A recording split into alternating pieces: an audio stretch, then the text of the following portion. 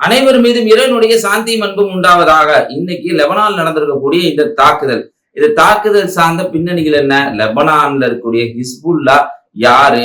அவங்க எதை கொண்டு அவங்க தாக்கப்பட்டாங்க? அந்த பிஏசி நிறுவனம் என்ன? அது மட்டும் இல்லாம கோல்ட் அப்பல்லோங்கிறது யாரு? இது சார்ந்த தகவலோடு சேர்த்து இந்த சியாக்களுக்கும் அப்புறம் முஸ்லிம்களுக்கும், சன்னிகள் என்று சொல்லப்படும் முஸ்லிம்களுக்கும் இருக்கக்கூடிய கருத்து வேறுபாடுகள் என்ன என்ற பல்வேறு தகவல்களை மையப்படுத்தி சில தகவல்களை இந்த பதிவு நம்ம அறிய இருக்கிறோம். சகோதரர்களை, இப்ப நடந்திருக்கக்கூடிய தாக்குதல் நீங்க கேள்விப்பட்டிருப்பீங்க. செவ்வாய்க்கிழமை அன்னைக்கு லெபனான்ல இருக்கக்கூடிய பெய்ரூட்டை ஒட்டி பல இடங்கள்ல இஸ்ரேலுடைய உளவு அமைப்பால் நடத்தப்பட்டிருக்கக்கூடிய தாக்குதலாக லெபனான் குற்றச்சாட்டு சுமத்துறாங்க. உண்மையிலேயே அது உண்மையான குற்றச்சாட்டு தான். லெபனான்ல ஹிஸ்புல்லா அந்த தகவலை சொல்லி இருக்கிறாங்க. இதுல பாத்தீங்கன்னா கிட்டத்தட்ட 5000 பேஜர்கள் வெடிக்கப்பட்டிருக்கு. ஏன்னா இவங்க செல்போன் பயன்படுத்தினா அது வழியா வேவ் வந்து பார்க்கக்கூடிய வேலையை இவங்க தொடரா செய்யறாங்க. இங்க மட்டும் இல்ல, துருக்கிலையும் இதே வேலை தான் செய்யறது, எகிப்துலயும் இதே வேலை தான் செய்யறது, கசாவிலையும் இதே வேலை செய்யறது. கசாவில மட்டும் பலிக்கல. ஏன் காரணம்னா அவங்க வச்சிருக்கக்கூடிய நெட்வொர்க் வேற நெட்வொர்க் அப்படிங்கிறது கூடுதல் தகவலா இருக்குது. அப்ப நீங்க புரிஞ்சு கொள்ளணும். அப்ப இதுல பாத்தீங்கன்னா இப்ப 5000 பேஜர்கள் வெடிக்கப்பட்டிருக்கு. இதுல பாத்தீங்கன்னா 2750 பேர் பாதிக்கப்பட்டிருக்கிறாங்க. அப்பாவி ஒரு சிறுமி உட்பட ஹிஸ்புல்லா குழுவினுடைய போராளி குழுக்கள் 2 பேர் இறந்து போயிருக்கிறாங்க. இது ஒரு பெரிய தாக்குதலாக தான் பார்க்கப்படுது. அது மாற்று கருத்தே கிடையாது. இதுக்கு முன்னாடி ஹிஸ்புல்லானா யாருங்கிறது நம்ம முதல்ல தெரிஞ்சுக்கணும். ஏன்னு சொன்னா ஹிஸ்புல்லா பத்தி இவங்க பயங்கரமானவங்கடா, இவங்க மோசமானவங்கடா அப்படின்னு சொல்லி மேற்குலவும் எப்போது பார்த்தாலும் ஒரு கட்டமைப்பு அவங்க மேல திணித்துவாங்க. எப்படின்னு சொன்னா, இன்னைக்கு இருக்கக்கூடிய ஒன்றிய அரசாங்கத்தை நம்ம எதிர்ப்போமா, நீங்க மோசமா ஆட்சி செய்யறீங்கடா, அவங்க ஆட்சியில நிறைய தவறு நடக்குது, பாலியல் தொழில் அதிகமா நடக்குதுன்னு சொன்னா உடனே தேச துறையும் நம்ம மேல சொல்லுவாங்க. நீ ஒழுங்கா நடக்கலன்னு சொன்னா நம்மள தேச துறையும் சொல்லுவாங்க. இல்ல, அதே மாதிரி தாங்க ஐரோப்பா கண்டமும் செய்யுது. இல்ல, ஹிஸ்புல்லாங்கிற இந்த அமைப்பு லெபனான்ல இருந்தாங்க 1980. அப்படி இருக்கும்போது அதே பகுதியில ஆக்கிரமிப்பு செய்யறான் இஸ்ரேலு.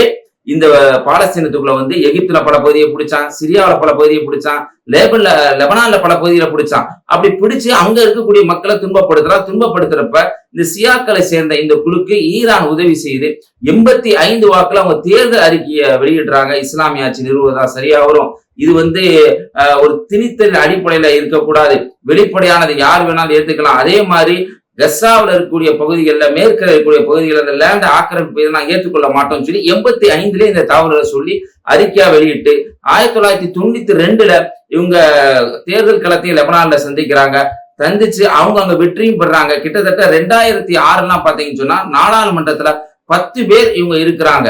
இவங்க ஹிஸ்புல்லா வந்து லெபனான் நாடாளுமன்றத்துல 10 பேர் இருக்கிறாங்க. கூடுதல் என்ன தகவல் என்னன்னு சொன்னா, லெபனான்ல இருக்கக்கூடிய துணை ராணுவ படையாவும் இவங்க இருந்துகிட்டு இருக்கிறாங்க. அப்ப இவங்களை சுருக்கமா சொல்வதா இருந்தா, அந்த பகுதியில மக்களால் தேர்ந்தெடுக்கப்பட்ட ஒரு சாரார் என்பதை நம்ம புரிஞ்சுக்கணும். தொடர்ந்து இவங்களுடைய ஆக்கிரமிப்பு அதிகமா இருக்கிற காரணத்தினால இவங்க வந்து தங்களை தற்காத்துக் கொள்வதற்காக நாங்கள் ஆயுதங்களை கையில் எடுப்போம், ஏன்னா இவங்க சொல்றபடி செயல்படுறது இல்லை அப்படிங்கிறது தான் ஹிஸ்புல்லாவுடைய சொல்லாக இருக்குது. இப்ப பாத்தீங்கன்னா இந்த பிரச்சனை என்பது இதுக்கு முன்னாடியே நடந்துகிட்டு வர்றது அப்படிங்கிறதுக்காக இந்த தகவல். அப்ப ஹிஸ்புல்லா என்பது லெபனானுடைய துணை ராணுவ படை அப்படிங்கிறத நீங்க புரிஞ்சு கொள்ளணும்.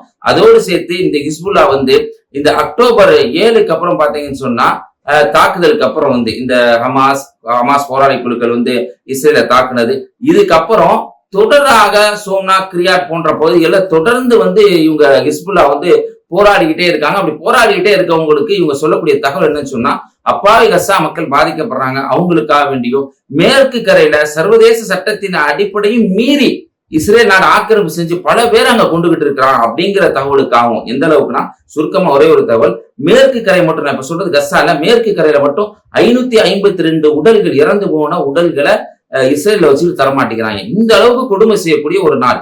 அப்ப இந்த இஸ்ரேலுக்கு எதிராக அக்டோபர் 7ல இருந்து போராடுறாங்க. அது இதுக்கு முன்னாடியும் போராடிட்டு இருக்காங்க. இப்ப இவங்களை வந்து தீர்த்து கட்டணும் அப்படிங்கிற ஐடியா வருது. இப்ப இதெல்லாம் பார்த்து உலகம் எவ்வளவு பெரிய ஆபரேஷன் பண்றா அப்படிங்கிறீங்க. இந்த ஆபரேஷன் மிகப்பெரிய ஆபரேஷன் தான். லெபனான்ல இருக்கக்கூடிய மக்கள் இந்த ஹிஸ்புல்லா கூட ஒத்துக்கிறாங்க. ஆனா இந்த ஆபரேஷன் நல்லதா? இந்த ஆபரேஷன் எதுக்காக செய்யப்பட்டிருக்கு? கசாவில் மக்கள் பாதிக்கப்படுறாங்க, அதுக்காக ஹிஸ்புல்லா போராடுது. அப்ப அந்த ஹிஸ்புல்லாவை அடிக்கிறாங்க, அடிச்சுட்டு பெரிய ஆபரேஷன் மாதிரி கொண்டாடுறாங்க. இது சரியா? தஞ்சைங்கிற ஒரு மாணவர், ஐஐடி மாணவர் பேசினாரா இல்லையா? நம்ம கண்டுபிடிக்கக்கூடிய கண்டுபிடிப்பெல்லாம் மக்களை கொள்றதுக்கு தானா, நம்ம சிந்திக்க வேண்டும் என்று சொன்னாரா இல்லையா? அந்த பதிவையும் இந்த சம்பவத்தை ஒப்பிட்டு பாருங்க, உங்களுக்கு நல்லா புரியும். அப்படி இருக்கக்கூடிய இவங்க என்ன பண்றாங்கன்னு சொன்னா, 5000 பேஜர்கள் வந்து வாங்கப்படுது. எங்க வாங்கப்படுது? தைவான்ல இருக்கக்கூடிய கோல்ட் அப்பல்லோ அப்படின்னு சொல்லப்படக்கூடிய ஒரு நிறுவனத்திலிருந்து வாங்கப்படுது. இவங்களுடைய பேஜர்கள் தான் வெடிக்கப்பட்டிருக்கு. உண்மையிலே இது ஆய்வு செஞ்சு போய் கேட்டா, அதனுடைய பொறுப்பாளராக இருக்கக்கூடிய சாங் வாங் என்ன சொல்றாருன்னா, உண்மையிலேயே இந்த பேஜர்கள்லாம் எங்க பேர் போட்டிருக்கு, ஆனா இது நாங்க தயாரிக்கல, நாங்க பிஎஸ்சின்னு சொல்லி ஐரோப்பாவில் இருக்கக்கூடிய ஒரு நிறுவனத்துக்கு தயாரிக்கிறதுக்காக உரிமை கொடுத்திருக்கோம்.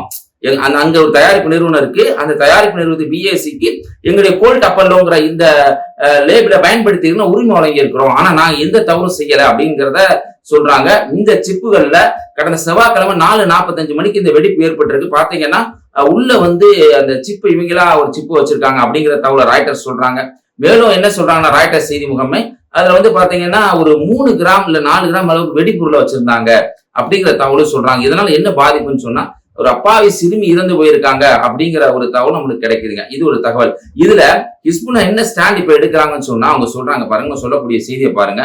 நாங்க இந்த ஸ்டாண்ட் எடுத்ததை நீ 5000 பேஜரை அடிச்சு எங்களுடைய ராணுவ குழுக்களுடைய மக்களை சேதப்படுத்தியிருக்க. ஆனா எங்களுடைய போராட்டம் கஸ்ஸாவில் இருக்கக்கூடிய அப்பாவி மக்களுக்காக. நீ என்ன அடிச்சாலும் என்ன தாக்குனாலும் நாங்க அதை பின்வாங்க மாட்டோம். நாங்க தொடர்ந்து முன்னேறி கொண்டே இருப்போம். இந்த அடி நீ அடிச்சதுக்கு பதில் வினை மிக உக்கிரமாக இருக்கும் அப்படிங்கிறதையும் ஹிஸ்புல்லா தெரியப்படுத்திருக்காங்க. சரி, ஓகே. அடுத்து அவர் வந்து ஹிஸ்புல்லா சியா சன் இது என்னங்க அப்படின்னு கேட்டீங்கன்னா இதாங்க தெரிஞ்சு கொள்ள வேண்டிய முக்கியமான விஷயம். பாத்தீங்கன்னா சியாங்கிறவங்க என்ன கொள்கையுடையவங்கன்னா இஸ்லாத்துடைய பெரும்பாலான கொள்கை ஏற்றுக்கொண்டாலும் நபி தோழர்கள், நபிகள் நாயகம் பின்னாடி வந்து நபி தோழர்கள் அபூபக்கர் ரலியல்லாஹு அன்ஹு, உமர், உஸ்மான் அப்படின்னு சொல்லுவாங்க. காந்தியடிகளோட உமர்ன்னு சொன்னாங்கல்ல, அந்த உமர் அவங்க எல்லாம் வந்து இவங்க ஏற்றுக்கொள்ள மாட்டாங்க. அதுல உங்களுக்கு தவறான கொள்கை இருக்குது. அவங்க வந்து அவங்கள வந்து இறை மறுப்பாளர் என்றெல்லாம் சொல்லுவாங்க, விமர்சனம் செய்வாங்க. அதை முஸ்லிம்களாக நாங்க செய்ய மாட்டோம். அது கூடாது, எங்களுக்கு மார்க்க தடை செய்யப்பட்டிருக்கு. நபிகள் நாயகம் சொன்னாங்க நபி தோழரை குறித்து நீங்க அதாவது நபி வார்த்தையில் கூட நபி தோழரை குறிவைக்காதீர்கள் என்று நபிகள் நாயகம் சொன்னாங்க. அது மட்டும் இல்லாம திருமறை குர்ஆன் ஹதீஸ்லாம் எங்களுக்கு என்ன பாடம் கற்பிக்குதுன்னா அவங்களுடைய தியாகத்தை பாருங்க. அவங்க எப்படி இஸ்லாத்தை நேசித்தாங்க, எப்படி குர்ஆனை புரிந்து கொண்டாங்க, எப்படி நபிகளாருடைய சொல்ல தன்னுடைய வாழ்வில் நடைமுறைப்படுத்துறாங்க. அது மாதிரி நீங்க ஆகுங்க, அது மாதிரி அவங்கள போல நீங்க ஆகுங்க, நீங்க நேர்வழி பெற்றுவீங்க அப்படின்னு இஸ்லாம் சொல்லுதுங்க. இதுல இருந்து அவங்க மாறுபட்டு இருக்கனால அவங்களோட அந்த விஷயத்தை நாங்க ஒத்து போறது இல்ல. அவங்க நேர்வழி கிடைக்க வேண்டும் என்று நான் இறைவன பிரார்த்தனை செய்ய ஒரு தனி ஒரு அம்சம். ஏன் இது சரியானு கூட நீங்க கேட்கலாம். பல பேர் என்ன இப்படிலாம் பேசுறீங்க, நீங்க வந்து சியாக்கு சப்போர்ட் பண்றீங்கன்னா அல்லாஹ் பாதுகாக்கணும் அப்படி எல்லாம் கிடையாது. இப்ப தீகா நண்பர்கள் இருக்காங்க. தீகாவுடைய கொள்கை நம்ம ஏத்துக்கிட்டோமா? இறைவனே இல்லை என்று சொல்றது அவருடைய கொள்கை. நம்ம அதை ஏத்துக்கிட்டோமான்னு கேட்டா நிச்சயமா இல்லை. ஆனா அவங்க பகுத்தறிவு சாதகமா பாசிசத்தை எதிர்க்கிறத நம்ம ஏற்றுக்கொண்டிருக்கோமா இல்லையா? அது போலதான் இது அப்படிங்கிறதையும் நம்ம புரிஞ்சு கொள்ள வேண்டும். இன்னைக்கு நடத்தப்பட்டிருக்கூடிய இந்த தாக்குதல் எதன் அடிப்படையில் நல்லா புரிஞ்சு கொள்ளணும். சாதாரண அப்பாவி மக்களுக்காக போராடுறாங்க.